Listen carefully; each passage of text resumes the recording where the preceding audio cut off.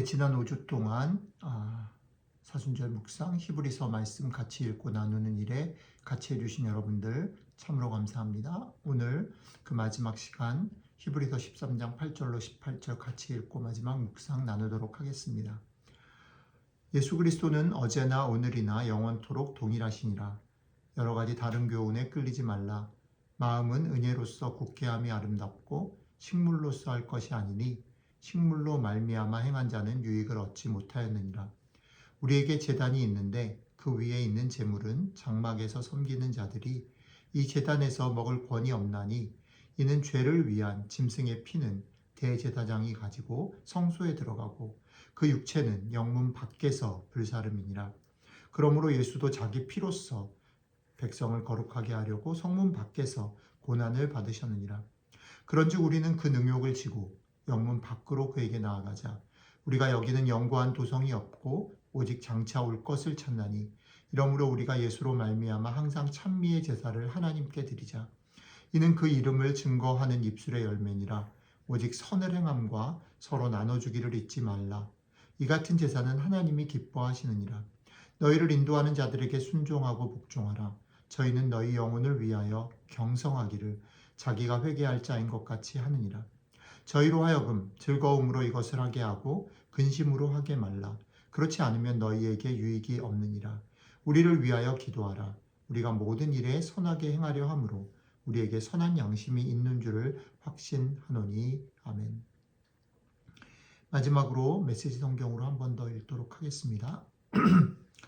우리 모두는 언제나 한결같아야 합니다. 예수께서 변치 않는 분이시기 때문입니다. 어제나 오늘이나 내일이나 그분은 한결같으십니다. 그분에 관한 최신 이론에 이끌려 그분을 떠나는 일이 없게 하십시오. 그리스도의 은혜만이 우리의 삶을 떠받치는 유일하고 충분한 기초입니다. 그리스도의 이름을 붙인 온갖 상품은 별 도움이 되지 않습니다. 하나님께서 자기 자신을 선물로 내어주시는 제단이 안에서 횡령과 부정이득을 일삼는 자들에 의해 오용되어서는 안 됩니다. 옛 제도 아래서는 짐승을 죽여 진 밖에서 그 몸을 처리합니다.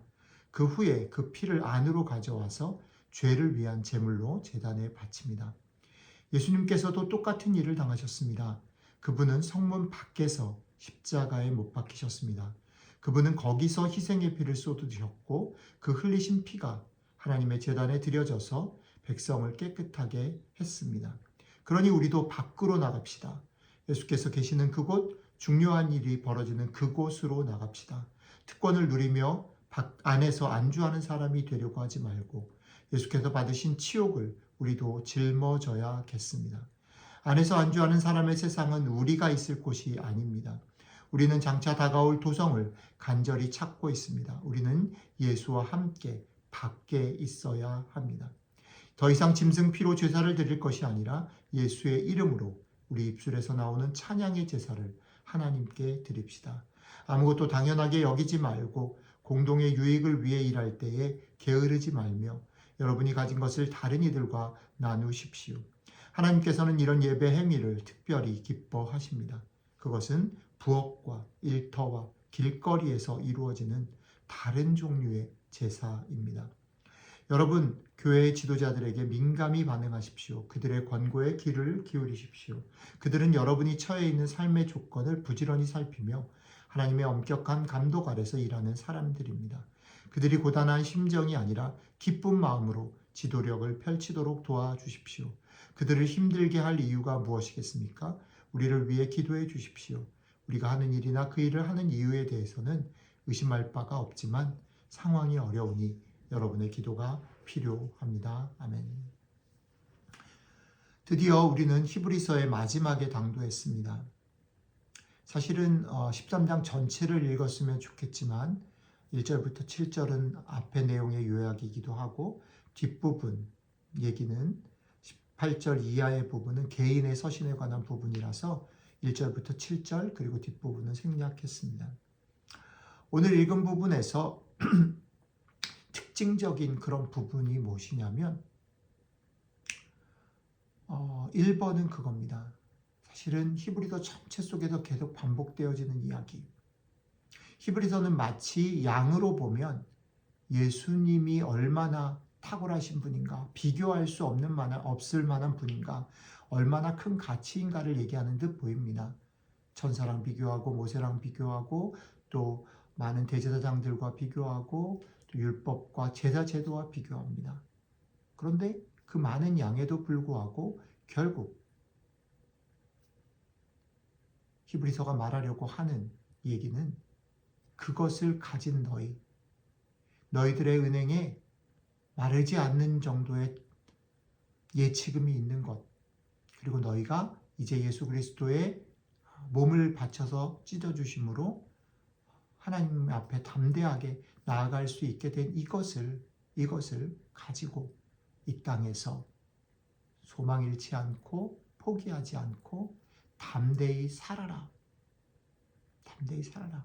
그러니까 관심은 어디 있냐면 이 글을 읽는 사람들, 사실은 그것이 흘러 지금 이 말씀을 묵상하고 나누는 여러분들과 저에게까지 우리들이 어떻게 살 것인가, 우리들이 끝끝내 포기하지 않고 이 길을 어떻게 갈 것인가가 성경의 관심이라는 겁니다. 자, 그게 히브리서의 반복된 주제라고 하면 오늘 본문은 특별히 이 얘기를 합니다. 예수님께서 자신의 몸을 어디에서 찢어주셨는가? 성문 바깥이라는 거죠.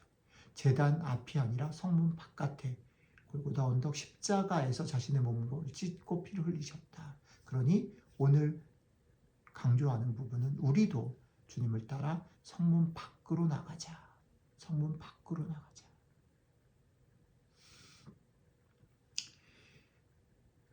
우리가 예수 그리스도로 말미암아 얻게 된 놀라운 신분, 그리고 우리들의 삶이, 그리고 우리들에게 주어진 이 특권이 어마어마하다라는 것을 알았다면 이것을 가지고 어디요? 성문 밖으로 나가자.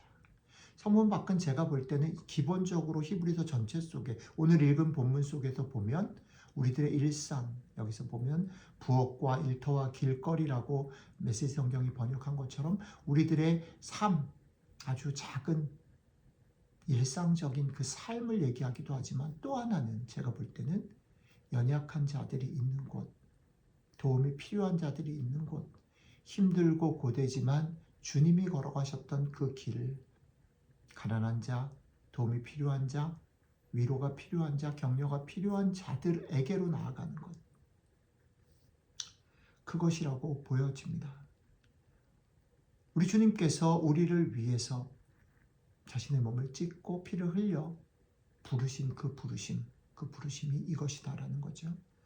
결국 그 부르심의 자리는 교회 안이 아니라, 그리고 지금이 지나서 어느 시점에 저 하나님의 나라 천국으로 가는 것이 아니라 지금 여기에서 우리의 도움이 필요한 것, 우리의 사랑이 나뉘어져야 하는 곳, 우리가 더불어 살아가야 하는 그 세상의 삶의 구체적인 자리, 어려운 사람들이 있는 그 곳이어야 한다라는 겁니다.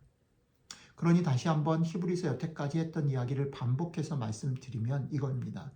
주님이 주신 소망 위에 굳게 서서 하나님의 나라를 맛보며 여러분들에게 주어진 그 자리로 가서 그 자리에서 한순간 한순간 담대히 용기를 가지고 포기하지 말고 주님과 함께 그 길을 걸어가시기를 바랍니다. 이것이 히브리서가 우리에게 말하려고 하는 핵심 내용입니다. 포기하지 말라는 거죠. 우리의 눈과 마음을 빼앗길 수밖에 없는 그런 상황이지만 그것에 갇혀서 거기서 주저앉아 있지 말고 오히려 소망을 가지고 그 자리로 나아가서 거기서 하나님께서, 우리 주님께서, 우리 성령님께서 함께 하시고 지키시고 도우시는 것들을 맛보고 여기서 하나님의 나라를 누리시게 되신 그런 축복의 걸음들을 걸어가시는 저와 여러분들이 되시기를 축복합니다. 같이 기도하겠습니다.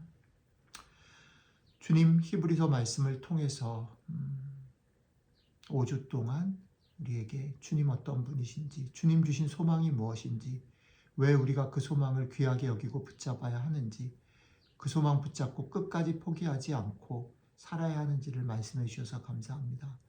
오늘 이 묵상을 끝내면서 우리에게 그래, 영문 밖으로 나아가라. 너희들의 도움이 필요한 곳으로 가라. 주님이 걸으셨던 그 자리로 가라. 너희들의 일상 사소하고 보잘것없고 사실은 끝이 안 날 것 같은 그 자리로 가라. 격려해 주셔서 감사합니다. 이 말씀 힘입어 우리의 삶의 자리에서 더 많이 사랑하고 더 많이 듣고 더 많이 존중하며 더불어 살아가는 저희들이 될 수 있도록 함께해 주시면 좋겠습니다. 감사드리며 우리 주 예수님 이름으로 기도드렸습니다.